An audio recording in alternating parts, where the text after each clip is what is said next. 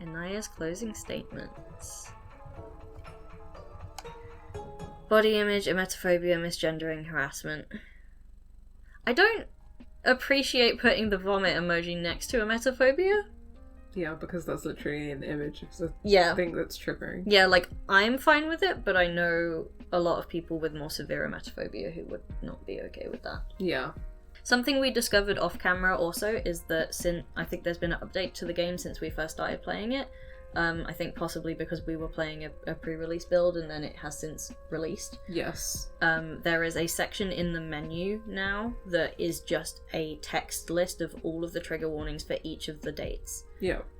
Which is very useful. So if you want to, like, play the whole game, you obviously have to get good endings in every story to unlock them. But if there's something that's going to be triggering for you, you can just skip through that date to get to one of the other ones that won't be triggering for you. Yeah. Your good mood lasts the Uber ride home through the front door of your building and into your apartment.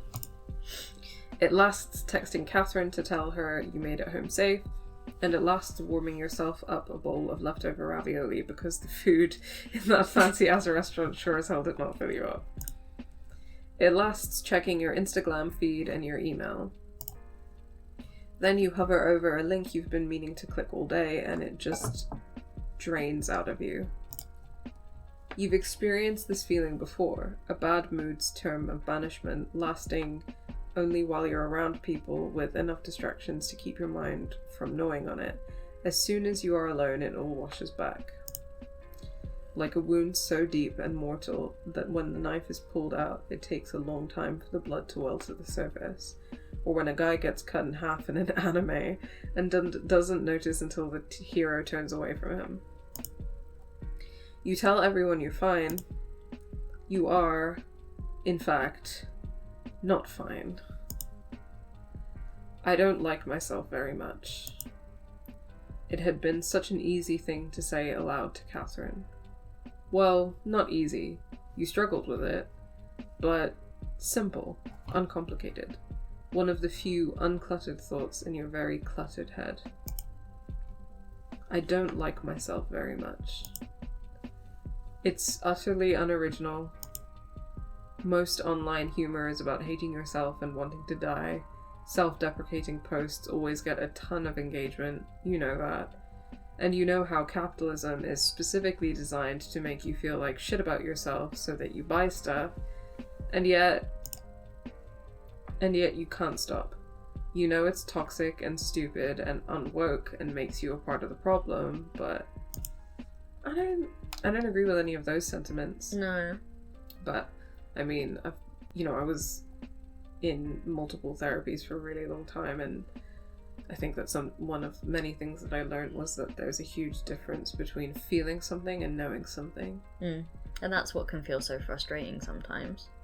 Is that, like, a lot of the sort of self-rationalizing I did before seeking help for my depression was that, like, well, I know I have an objectively good life and I have good people around me, so I should not be feeling the way that I'm feeling, but I'm still feeling it. So, like, that sort of disconnect made me feel like my feelings were invalid and I was, like, taking up space or faking it or something.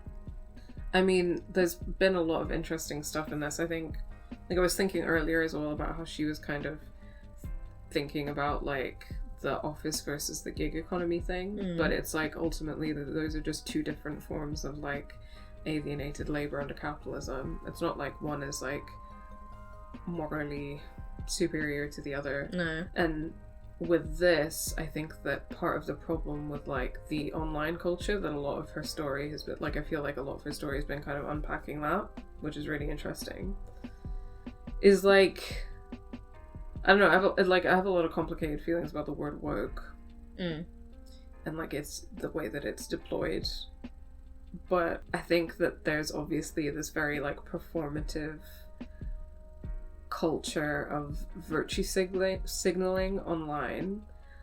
It's one of the reasons why I think that the word problematic is completely useless politically, because human beings are problematic. No one's perfect. but the kind of online culture that we have is a culture that like enforces an ideal of purity on people, obviously some people more than others, which is racialized and gendered and so forth, and then engages in collective punishment when people don't meet those standards of purity. And that is so dehumanizing. It lacks so much like compassion and empathy for your fellow human beings. And so the idea that because of like navigating this culture, she feels like how she feels about herself is toxic or unwoke, when the way that she feels about herself is totally understandable. Yeah. And I feel like, you know, like the fact that she's like messy and hates herself and stuff, like I have such like deep empathy for that. Like, but I think that she needs to do work not just for other people and so that she doesn't hurt other people, although that's a big motivator for it, but also that she can be more compassionate towards herself. Yeah. And so that she can hurt herself less and be in less pain. And I think it's about kind of taking all of that hurt into account, and she also has to want to be better like for herself, because I think that that's something that I also struggle with. I think that, you know, maybe especially like earlier in like me trying to look for help, I think that the only real motivation that I had was to not hurt other people anymore, which is good, but I didn't really feel motivated from like compassion for myself. Yeah. And I think that that's something that I continue to work on, like trying to come from a place of compassion for myself and putting in boundaries and stuff, because actually I deserve to feel okay. Yeah, exactly. I think one of the frustrations is obviously always that we live in a society. We sure do. And that society, like especially on marginalized people like us, like is violent towards us like all the time. I think us like having compassion for ourselves and others is not only about survival, but I think it's one of the ways that we kind of try to model what it would be like to live in a better world, you know? But anyway, I think that that's that critique that I certainly have of like modern like online culture that is about performativity and like wokeness as performance and like this like ideal of moral purity, which is impossible, and then it comes out in gendered and racialized ways, like has been a really interesting thread in this story. Yeah, it's something I wasn't expecting, and also I think one, that whole idea is like extremely paralyzing, because like a lot, in particular like in the context of like my job, a lot of the reason that like students don't do liberation related activity is because they're scared of getting it wrong and being like demonized for that, instead of being like, I would like to help my fellow human, I'm probably gonna fuck up because I'm also human. Yeah. And then there's also this element of like the sort of moral purity thing and the collective punishment. It's like, what is that quote that's like, may he who is without sin throw the first stone. Could you honestly say that you would not make the same mistake? Yeah. Especially if people like expect you to know better because of your own like marginalizations, and it's like, people are just trying to survive, man. I think purity politics is such a like problem, like in general. I feel, but I definitely feel like it's a problem like in online spaces and in activism spaces. Yeah, for sure. The way that people talk about like activism and social causes, they always talk about innocence. Oh, like these innocent people don't deserve to be like blah blah blah, and I'm like, nobody's innocent. And I think that the idea that people only deserve to be free from violence if they are innocent, extremely carceral. Extremely. It comes back to what we're saying, like nobody can be expected to like meet some arbitrary standard of moral purity. Humans are humans, we like fuck up, we make mistakes, but in spite of the fact that we are not innocent, in spite of the fact that we are not morally pure, we deserve like dignity and freedom from violence and respect and compassion. Like we like even that, and that for me is like the bottom line. You can't stop. And when you inevitably have this breakdown over it, it's even worse. Worrying about worrying is stupid. All your problems are frivolous. There are so many people out there suffering worse than you. Yeah, this is the... Yeah. Had that thought so many times. Definitely. Ugh, you just wish You could have a thought about something without having a thought about that thought, and a thought about the thought that comes after that. Well, relatable. It's because I'm a Virgo moon. You just want to be able to feel a certain way and not worry about what kind of person that makes you. I think you're spending too much time online. Catherine is fucking right about that. Of course she is. But this is your job. You have to be able to go online in order to do your job, and you have to appeal to the sort of people who want to give you money. And if you stop spending that much time online, isn't that just running away from your problems? Refusing to hack it? Fuck. Why does every thought feel like falling through a shoddy bit of floor, crashing down to the floor underneath, also to feel the ominous rumble as that part starts to give way too? I guess it's like spending loads of time online is not the root problem. And spending less time online could help in the short term, and it could definitely help them heal, but it's not the root problem. Yeah, and like ideally they would want to get to a point where they can spend time online in a healthier way. Yeah, 100%. I mean, like, whatever, ends up being, like, best for her. Yeah. But it's not the root problem. Yeah, and there are healthier ways to be online. Why does everything compound and compound until your brain is too loud to do anything except spin in circles? You know what will happen if you look at that photo shoot. You'll find aspects you hate about it, you'll hate how you look, you'll hate the expression you're making, you'll think you look fat, or you'll love it, you'll think it's fine, and then you'll feel like a fucking idiot for making a big deal out of literally nothing. Something that I would say about that thought is that, if using, like, language like stupid and idiot, etc., like, to refer to anyone, but also, like, yourself, is ableist language, then using the word fat in that way is fatphobic language. Because it is using the word in a fat in a way where fat equals bad. Yeah. And there's been some discourse about this that I've seen recently around, like, Taylor Swift's new music video. Because I have 100% I have thoughts like that. Because I've been conditioned to believe that fat is bad. And when I think badly about my appearance, I have thoughts like that. Same. But I don't express those thoughts a lot because I know that those thoughts are fatphobic and they're rooted in internalized fatphobia. 100%. I know that now. But it's interesting because the discourse that came out about the Taylor Swift video is that, like, in the video, she looks at a scale and she sees the word fat. And Taylor Swift does not live in a fat body, but she has a history with an eating disorder. Yeah. So she has had those thoughts, and that is linked in a different way to violence in her life. Yeah. But I think that expressing those, like, when you don't live in a fat body, you have to kind of be like, okay, but, like, I'm having those thoughts, and, like, it's not that I'm intending harm, but those thoughts are linked to real violence towards fat people. Yeah. And I have to, like, unlearn that. The use of the word fat by people not living in a fat body but with disordered eating is because of the fatphobic influences in society. That, like, a lot of people with eating disorders will also sort of have body dysmorphia and, like, see their body in a way that it isn't, and so they will potentially see themselves in a way that is looking fat, and then because society is like fat is bad, even if, like, and I am a larger person now, but, like, I had these same thoughts when I was, like, a size 6.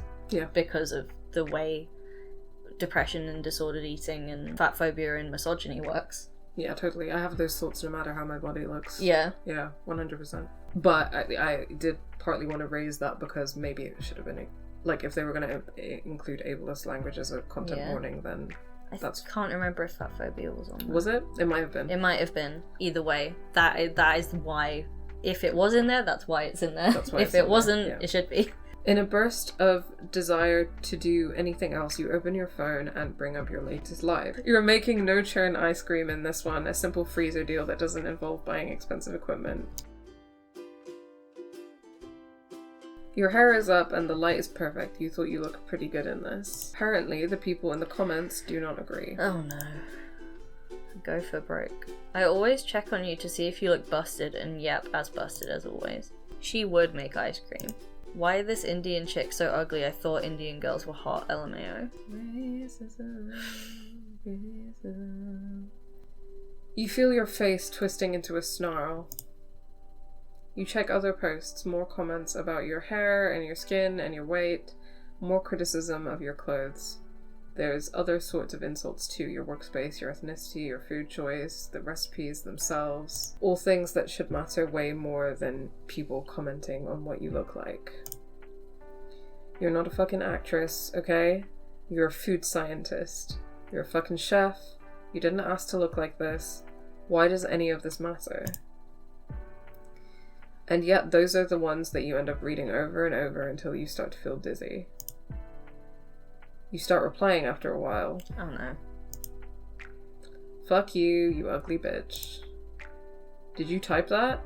You didn't even notice. You also didn't notice uncorking a bottle of wine and downing half a glass in one swallow. Oh boy. Okay, you did notice doing that, you're just being dramatic. The next rude comment you post disappears almost as soon as you hit send. At least Alex is on it. Yeah, I guess that this is like one of the things of like her being in a space where she's not able to like be online in a healthy way. Yeah. Like I feel like they don't necessarily have to in the long term never be online again. Yeah. But like you can see how this specific way of being online because of everyone commenting on their appearance is not good. It's exacerbating existing issues. Exactly, yeah. What the hell? You scroll back across your trail of destruction. All your comments are being deleted. Okay, thank God for Alex. Yeah. In this moment. Yeah, he's good at his job. Yeah. He's not a great friend. You have no idea what's going on. You drank too fast to deal with this shit right now. Your phone is ringing. It has been for a while. It's Alex. You reject the call and drop your phone. You check Discord instead. His face. Fair enough. Inaya, holy shit, I think somebody hacked your Instagram account. I'm checking on it now. Inaya, answer your fucking phone. Someone is posting a bunch of slanderous shit. We need to shut the whole page down before this gets out of hand. There haven't been any other login attempts. Inaya, are you doing this? Self-destruction. You pour more wine. Calm down, nobody hacked me. Then what the fuck are you doing? Are you drunk? Not yet. Are you kidnapped and this is your cry for help? If I come over to your apartment, is it going to be covered in blood? Don't be dramatic. I'm not the one randomly starting fights on social media. I'm not starting anything. They did. They're trolls, Inaya. That's what trolls do. You just ignore them. You hired me so you wouldn't even have to look at your comments, let alone reply to them. I don't know what happened, but it isn't worth alienating your fan base. Lol, what fan base? Nobody cares about my videos. Objectively not true. Yeah. Of course they do. What the fuck are you saying? You have a ton of subscribers. Do I need to screenshot your follower account? You're being absurd. I think this is one of the hard things about like existing in online space as a content creator though, is that people are always more likely to comment when they have something bad to say than when they have something good to say. I don't know, it's a shame that like there are so many people who like enjoy the content that watch and never comment, basically. Yeah, or even click the like button. Yeah, like I've noticed actually, like because we talked about that in our talk that we did for multiplayer, and since we put that up on our channel, people have watched that and have been like actively, they've said, I saw the thing you said about people not leaving positive comments, so here is a positive comment for you. Yeah, that was really sweet. Yeah, that was really very sweet. Really lovely. And there are definitely a couple of people who have been very sweet and commenting on like all of our videos that they watch, and we see you and we really appreciate that. Yeah. You look at the screen, the words keep playing over and over in your head. You have a ton of subscribers. Do I have to screenshot your follower count? Over and over and over and over and over. You have a ton of subscribers. And suddenly you feel sick. Dirty. What an absolutely disgusting and pathetic thing to chain your self-worth to. Little numbers on a screen. You think you might puke. Inaya, will you pick up the phone? Stop saying my name like that. I don't want to talk right now. I'm worried about you. You aren't acting normal. Yeah, the way that he's speaking is not helpful. Oh wow, thanks, because my usual behavior is so average and adjusted. Like, I know he's trying to help, but he could have phrased that better. Well, 100%. And even when he said earlier, like, you're being absurd, like, that's not helpful. No. You're scaring me. If you don't answer your phone, I'm going to come over there. No, I'm not gonna let you in, don't bother. You slam the laptop shut before you can see his response. The wine bottle shudders from the impact, falling over and drooling out a couple of drops from its narrow mouth. Wow, maybe you are drunker than you thought. You stand up and the room swoops around you. Shit. You push yourself away from your desk. Your heart is beating too fast. You can't just sit down and read or play a game or watch the fucking Weather Channel. You need to break something.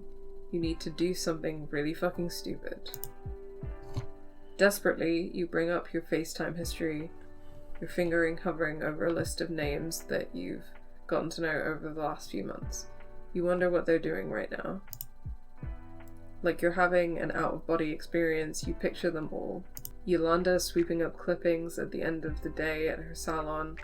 She probably has people to do that for her, but you don't know any other jobs at a beauty parlor. Ashley gaming, making jokes and raking in tips, hopefully with some new groups of friends that will treat her better than her previous one. Amari taking care of his kids, thinking about anything but the ex that broke his heart. Keaton setting up a live stream in his sticky apartment surrounded by expensive shit he can't afford. Catherine sitting at home and thinking that she did a good deed tonight, helped a friend realize a few things about themselves. Yeah, you sure fucking did. You could call any of these people. You could call Alex back and let him talk you down, like he used to do back in college, when you were at your worst. You put your phone down. Then you pick up your webcam and smash it to pieces on the kitchen tile. The ring light follows it, then the little delicate china plate with a hummingbird on it that your mom got you a few years ago. You use it to plate baked goods. Its crash is the most satisfying of all. There's more where that came from.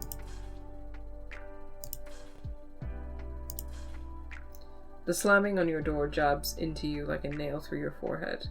Forcing your gummy eyes open, you roll over. The ceiling spins. You close your eyes and try to will the knocking away. There's some heavy shit. Fuck. Miraculously, you managed to drag yourself to your bed last night. Your mouth tastes like something crawled inside of it and died. You consider going into the bathroom and trying to puke, but you don't want whoever is outside just standing around while you do it. You want to puke in peace. You're halfway across the living room, avoiding shards of broken glass, when a voice comes through the door. No! Shit. Police. What the fuck? Is Alex playing a prank? Is he pissed you didn't let him in last night? That didn't sound like him. You look through the peephole. Holy fuck, that really is a cop. Right outside your door. Jesus Christ. Did you do crimes last night? Inaya, if you're in there, open up. A cop who knows your fucking name. You unbolt the door and open it a crack. Can I help you? Your head pounds. You haven't been this hungover since high school, which might explain why you don't feel scared. Just annoyed. There you are. We got a call from a Miss Khalil. From Alex? What? Did he call the fucking police on me? The cop gives you a flat little smile. Evidently he's used to people swearing at him. Miss Khalil was concerned for your well-being. She asked us to check up on you. Who's Miss Khalil? Alex is a dude. I'm fine, as you can see. The cop raises an eyebrow. You mind if I come in? We can sit down and you... I do mind, actually. I'm busy. With... Being hungover. Just open the door, ma'am. You got a warrant? The cop's bedside manner droops a little. What? If you have a warrant, I'll let you in. Otherwise, no way. You aren't under any suspicion. Your friend just wants to make sure you're okay. For the record, a friend should not call the cops on you. No, Jesus Christ. That is not okay. You call literally anyone else. Yeah, like call another friend, like come over himself, like sit outside their door until they wake up. Like, don't call the cops. Do not call the cops. Like, you don't know how that situation could end up. God. That's, wow. I'm really pissed that you did that. Yeah. I'm fine, I'll call him. He seemed worried for your mental state. You snort. Yeah. Well, me too. The startup Alex works for is at the very end of the bus route in the basement floor on a high-rise full of so-called luxury apartments, some investors' tax haven. By the time you're in any state to be out, it's past midday and late enough in the year for the light to already be slanting in anticipation of nightfall. You rest your head against the cold bus window and try not to think. You don't know what the startup does, just that they have cold brew on tap. And their last two managers were sex pests. Oh. You march right past the receptionist and plonk yourself down beside Alex on the chair reserved for clients. Confrontation. I can't believe you called the cops on me, you dick. Alex looks up, face cycling through relieved, angry, and contrite before finally settling on unamused. Well, you didn't answer the door, and I heard shit crashing around inside. What was I supposed to do? I'm not allowed to break my own shit? You're not allowed to act like a complete nutcase and scare me. Wow. He really sucks. Yeah. His voice rings off the low ceiling. Everyone else in the office pays very close attention to their computer screens. Maybe they think you're Alex's girlfriend. I still can't believe you called the cops. Did you let them in? No. I told them to come back with a warrant. Alex stares at you for a few seconds before he snorts and collapses forward on his desk, smothering his laughs in the arms of his hoodie. You look like shit. Alex whips his head back up. You look like shit. Fuck it, Inaya. What did you do? Drank a whole bottle of wine and trashed my place. Alex stares at you. How trashed? Pretty trashed. Alex rubs his forehead. He doesn't look like he's got much sleep either. But you're alright? Not really. But I'm okay, if that makes sense. Weirdly, it does. Is your boss gonna be pissed that I'm bothering you? I don't think I've even seen my boss this week. Don't worry about it. What even happened? You shrug. Your head is pounding. I had a bad night. You brace yourself for a quip, but it doesn't come. You realize that you've been tensed up this entire time for a lecture, but Alex just squeezes your hand. I'm glad you're okay. Yeah. Do you have any idea what you're going to do now? Take some time off the internet, or from posting, at least. For real? I have some money saved up. I can probably just coast on the old monetized videos for a while. I don't know what I want to end up doing in the long run. Maybe go to therapy. Okay, that I have been saying for years. You punch him in the arm. You don't know if a therapist can fix you. They can't. That's not what therapy is for. Therapy is not for fixing you, but No. also you do not need to be fixed. Yeah. You don't know if there's even something inside you that needs to be fixed. Maybe it needs to be excised, torn away, or shoved in so deep you can't feel it anymore. No. Those are not healthy thoughts. I think it's also interesting that, like, a lot of the time, people might tell you to, you know, seek help for, like, years and years and years, but, like, you have to be the one to make that decision. Yeah, 100%. What are you doing the rest of the day? Do you have someone to stay with you? I don't need... You take a deep breath. Yeah, I do. I'm going over to Keaton's. Ow! He's gonna let me use his equipment for a hiatus post. Did you tell him about... I told him I broke my camera. Right. Then tonight I have to clean up my fucking apartment. It's a wreck. You look down at Alex's hand. It's still on top of yours. Suddenly, you don't feel quite so alone. It's honestly stupid that you ever did. Do you think you could help me? Alex's hand closes around yours tighter. Of course I can. Okay, he's not like the worst, but he's still sucks. Yeah. They have a weird dynamic. Yeah, I guess like he's trying. Yeah. I guess. You leave Alex in tech bro hell and get back on the bus. You text Keaton to tell him you're on your way and get a whole bunch of excited bullshit in response about a new Switch game he brought last night. You roll your eyes. Could have texted Ashley. Yeah. Dork. You're not sure if hanging out with him is the best thing for your mental health right now, or promising to stream with Ashley on Wednesday, or asking Yolanda to borrow a poetry book. Agreeing to another night out with Catherine, heading to the club on Friday to keep an eye out for Amari. Maybe none of them will truly be good for you in the long run. But who cares about the long run right now? And really, is that any way to live? Constantly poised for everything to crash to pieces, fall apart, check and rechecking your social connections like they're a bank account? You don't want to live like that. Nobody should live like that. That, at the very least, you know for sure. Therapy is an option. Okay, well that is a satisfying ending. Yeah. I feel like, to this. We didn't have any choices in that section, did we?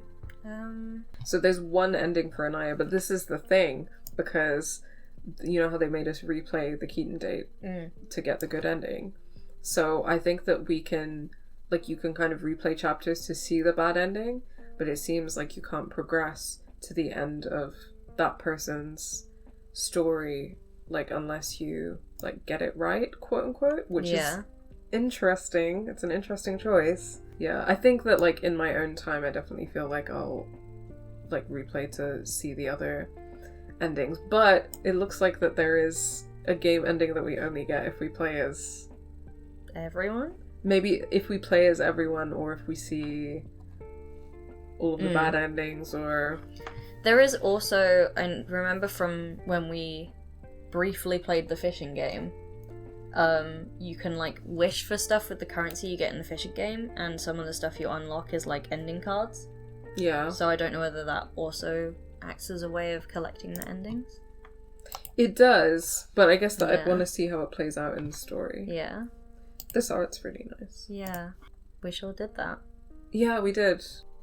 We still can't play as Isabella, No. but we can play as Amhari or Malik. So, if you guys would like us to keep playing, which I'm sure we would enjoy. Yeah, we would definitely enjoy that. Yeah, I want to see this whole game, and it makes me very happy and excited to see that Volume 1 is written here. Definitely. Yeah, I would happily play more together. Yeah, we'll see what the demand is like. I don't know when Volume 2 is due to come out. I think we have plenty of time to, like, you know, even if we left it here for now, played another game, and then came back. Like, but just let us know if you want to see more of this. Do you want to see Malik or Amari? I would love to see more of Amari's Me story, too. to be honest. But yeah, thank you everybody for watching. Thanks, guys. Go buy this game. There is a link to the Steam page in the description of every single ValiDate video. Go buy it. Tell the devs that we sent you. Yeah, tweet about it. Make fan art. Yeah. Oh my god, how do you sign off?